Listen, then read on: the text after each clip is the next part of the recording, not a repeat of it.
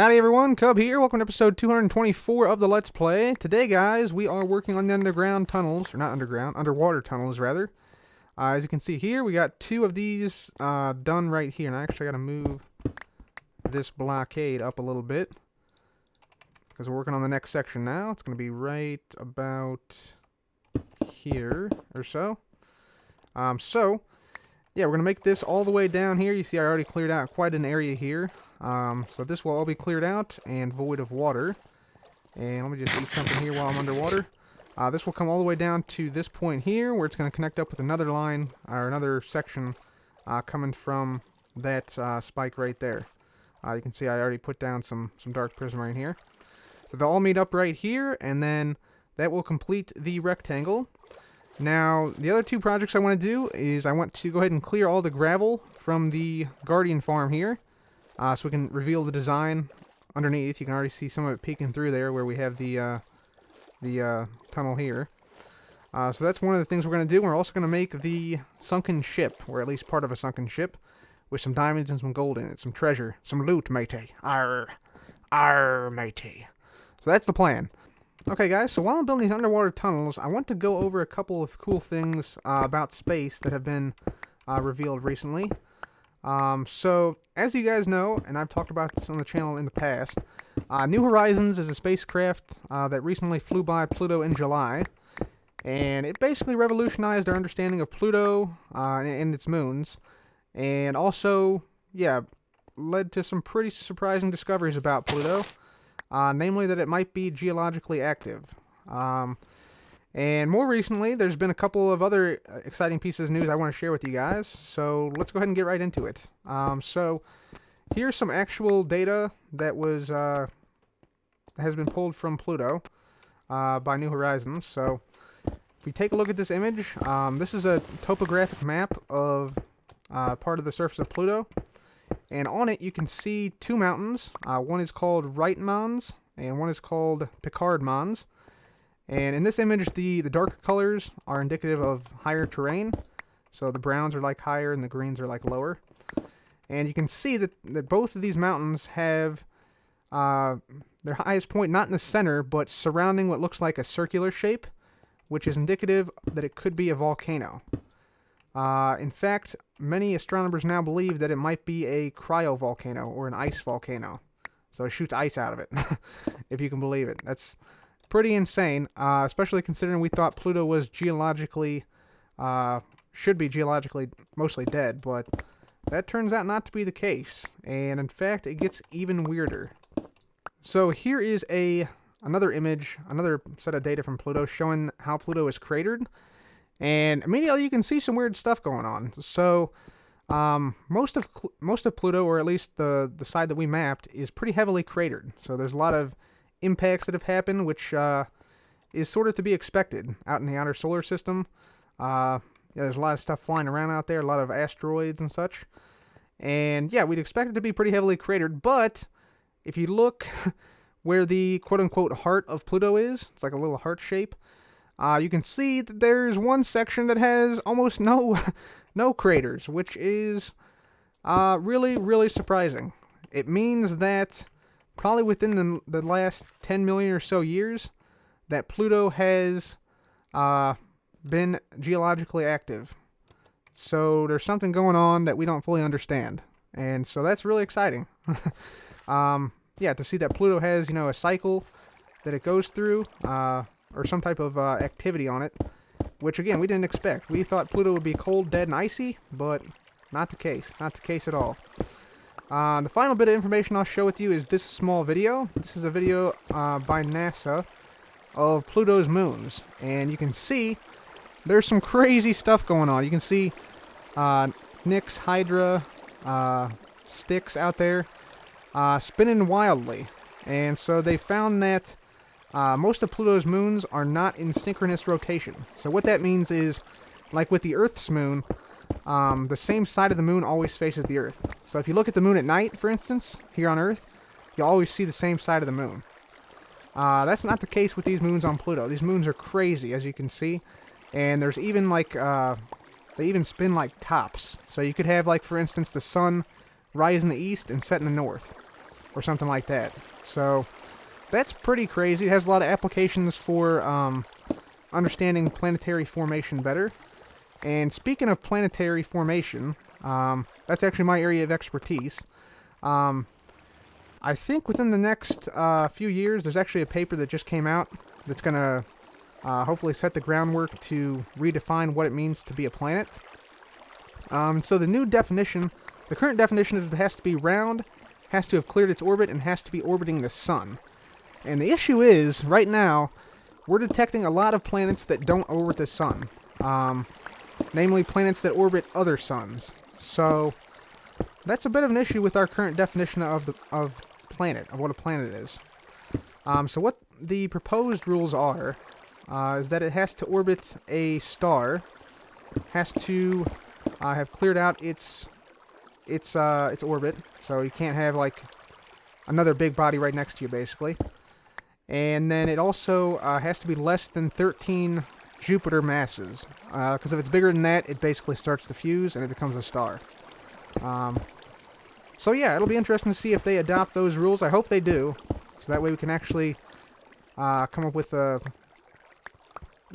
be more correct, I guess, in classifying exoplanets. But anyway, that's just some cool stuff about astronomy. I really whoops, that shouldn't be like that. That needs to be down like that, and then do that. Actually, I should probably clear this whole thing out like this. Do that. Hopefully this works. Yeah, okay, there we go. But that's just some cool stuff about astronomy I thought you guys would be interested in, because, I don't know, I don't think astronomy gets enough coverage in the mainstream media for some reason. But, yeah, it's pretty cool. Alright, guys, so the other thing I want to talk about is Blue Origin. So they recently launched their test of their new Shepard rocket, which is basically a rocket that can take, well, is planned to eventually be able to take 4 people to space at a time. So basically do space tourism. And they launched from West Texas about a couple days ago. And the rocket went up to 100,000 feet, and it came back down and landed successfully in the West Texas desert. Which is a pretty big deal, because no rocket before had ever gone to space, came back and landed on its own power. So pretty impressive. You guys know I'm a big fan of SpaceX. They're actually trying to do the same thing on a much bigger scale. So they're actually taking their orbital first stage, bringing it down, flipping it around in midair, and trying to land it on a barge in the ocean, which is significantly more difficult. But it's awesome to see multiple companies getting involved in reusability. I know that United Launch Alliance, so Boeing and Lockheed Martin, they are also trying to develop a new rocket, which is going to be reusable. And let me tell you guys, if SpaceX and ULA and Blue Origin can all get reusability working for them, the cost of space is going to go way, way, way, way, way down. Yeah, if they can nail reusability down, so they can reuse their rocket engines and part of the rocket itself, then basically the only costs are maintaining the facilities and fueling up the rocket, which is comparable to, you know, fueling up an airliner or something like that. So we could see the cost of spaceflight come way, way down, which means you get to go to space. I get to go to space. Everyone gets to go to space. That might be a little bit optimistic, but I really do think it's going to open up, guys. I'm very, very, very, very excited, if you can't tell. So anyway, I'll provide a link to most of the stuff I talked about, SpaceX, Blue Origin stuff, down in the description. And yeah, I strongly recommend you check that out, because never before in the history of spaceflight, except maybe for the 1960s, has the future looked so bright. So I'm going to go ahead and wait for this last ice block to melt and continue on building this. Alright guys, so we're on the final section here of the underwater tunnel. You see we got some sea lanterns here melting the ice, and once that's done we'll take out all the blocks and be done with the first section of the underwater tunnels. I do eventually plan to make a underwater tunnel out to the ice farm, way in this direction, way far out in that direction. But for right now this is going to be good enough for me. What that means is we need a good name for this square here. So I was thinking, we got some good suggestions on Thursday from the stream. Somebody suggested the Square of Serenity, and another suggestion was the Garden Plaza. So both those I thought were pretty good, but if you guys have a name you think would fit this area, please do leave it in the comments. And again, this is going to be an area where we have like a coral reef theme, so we'll have wet sponge, we'll have underwater fire, we'll have sugarcane, maybe some pixel art of some fish or something, stuff like that. Do leave suggestions though if you want to see something specific, and I'll try to make it happen. So that's probably what we'll be doing for next time. It looks like we got a couple more ice blocks here, so I'll wait here, and then we'll be done. Alright. So, we got the entire thing now done, guys. I'm just going to take you once around here. Just run through it here. And, of course, I will go back through and add, like, you know, variation to this. Like, maybe blocks missing with water in it. You know, just to add some spice to it. Make it look not so perfectly uniform. But, I think it's looking pretty good. Yeah, and I can't wait to get started on this area next episode. But for this episode, what we're going to do is we're going to actually get over here. We're going to take down all this gravel that is surrounding our Guardian farm. Because I got a cool design on here. Got the wave pattern design that can't be seen from the outside with all the gravel. So we're going to go ahead and get rid of this, get rid of the gravel here on the outside, this stuff. And then hopefully, yeah, reveal the pretty interesting pattern of, yeah, the Guardian beam underneath. So let's go ahead and get on up here. We're going to go ahead and take all this down. I'll go ahead and speed this up, and down it goes.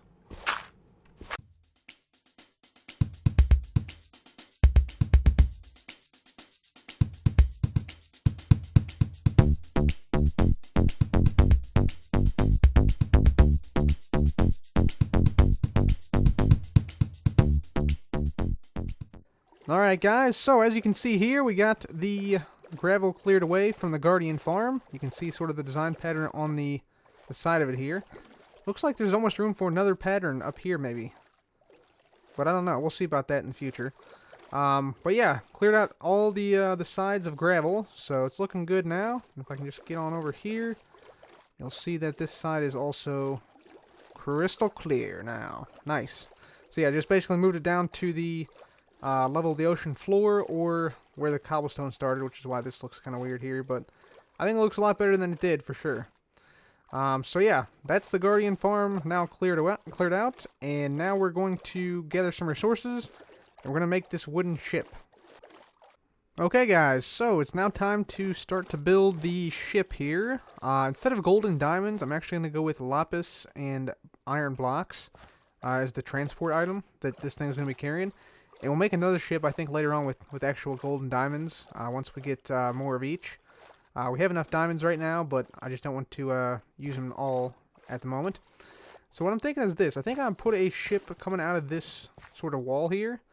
And it can be sort of, you know, half, sort of broken in half almost.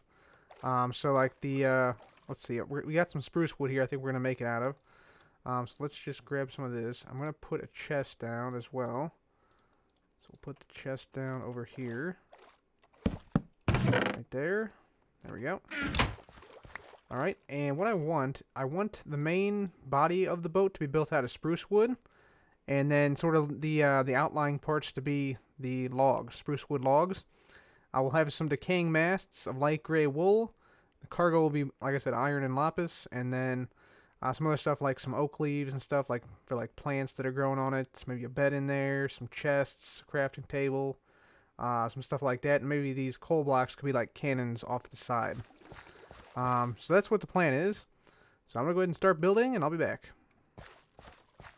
Alright guys, so what I'm doing right now is I'm trying to get sort of a basic idea of the ship shape. So I'm trying to give it sort of a rounded-esque shape. So something like that I think is decent. We're going to have this part sticking out here, and then we're going to have this same sort of shape come this way as well. So just do that. So we'll have this coming out like this. And then this is going to be like the upper deck part. So it's going to come like this, around like this, and then down here like that. And then I also want to have sort of like a way down to the interior, which is going to be like here basically. Way down to the interior here in the form of some cobblestone walls. So this would be like the keep of the ship. So I'm just going to have something like this. Maybe it's broken up a little bit because it did, you know, crash. And maybe there's some variants, maybe like some cobblestone variants in here. So something like that, maybe. And let's say like that, let's say. And then we'll have this part right here. This part will come over here and around this direction. Just like that. Alright, so there's that part of it. And then this ship will obviously keep coming this way. There's going to be some holes here as well. And gotta renew my night vision potions. And my underwater breathing potion. There we go. Perfect. Okay. So you can sort of see what I'm going for here in terms of the feel of the ship. Let's see. How do we want to have this come out here? Maybe we have this... Maybe we have it do this. Maybe we have it come out this way. Like that. We want to keep it open because we want to be able to get in here at some point. In some way. So like this maybe. And have this come up here. Have that connect up there. And we'll have some... yeah, maybe some glass looking holes, some portholes right here, for instance. We'll have one there, let's say. And we can just bring this on over here like this. Yeah, so there'll be a hole here. We'll have that there, just like that. And then for this back part here, we'll just fill this in a little ways. Just like that. And over to this point. And then from here on, I think we're just going to have it be buried. So let's say, you know, maybe we have some wood there underneath some gravel. I think that would look cool. Yeah, something like that. And then same thing, you know, over here, maybe we have like a wood piece here, and it's buried underneath gravel, like that. So the ship like crashed into like the Guardian farm, then sank and crashed into this embankment or something. That's what you can think of it as. Alright, so I think this is looking pretty good. So I'm going to go ahead and continue to build here a little bit, and we'll see how it comes out. Alright guys, so I went ahead and finished up the ship. This is what it looks like right here. So let's go ahead and walk through it, and yeah, I'll show you what we got. So first of all, yeah, we got the front of the ship here with this little thing sticking out right here. We got a chest here, we got a seat, some sponge, which are meant to be like plant growth on it, as well as some leaves, which is also meant to be plant growth. I wish the leaves had better interaction with water, because right now it looks kind of weird with the the whole flowing water thing, but hopefully they fixed that in 1.9. I know they fixed it for glass. All this stuff here, this is when the ship ran aground here. Actually, not ran aground, ran into the Guardian farm here, came down and sunk, and then embedded itself into this embankment. It sort of exploded its cargo out the side, so that's what all this is doing here. You see some iron and lapis exploded out the side here. Same thing over here, more leaves, more exploded cargo out this side, right here. And then these things, these coal blocks and such, these are meant to be like cannons. And I'm starting to drown, so let me go ahead and get in here. So those are meant to be cannons. And yeah, those, there's two on that side, one on this side. Right here we have the mast right here, mast of the ship, which has broken and split. So you see it split right there, and then it comes all the way down and actually continues into the underbelly here, the cargo of the ship. So that's pretty cool. If we make our way back up here, you can see this light gray wool here. This is supposed to be like the sail, all tattered and worn and sort of floating eerily in the ocean here. So that's what that is supposed to be. It's supposed to be like the sail floating freely in the water, which I think looks pretty good. And of course, more sponge, which is supposed to be like more plant growth. We got a lot of holes in this thing. Down here we have crafting table, some buttons, more sponge, which is supposedly like plants living off the water. A bed here that did survive, only bed that survived here. And then of course all the cargo and stuff that sort of flushed forward into the forward part of the ship, which was also partially destroyed, as you can see by this gravel. So that's it, guys. That's the whole ship right there. Do let me know what you think. And that's going to be it for me today. No highlight channel today, but we will get back to it next time. So thanks for watching, guys. This has been Cub. Goodbye.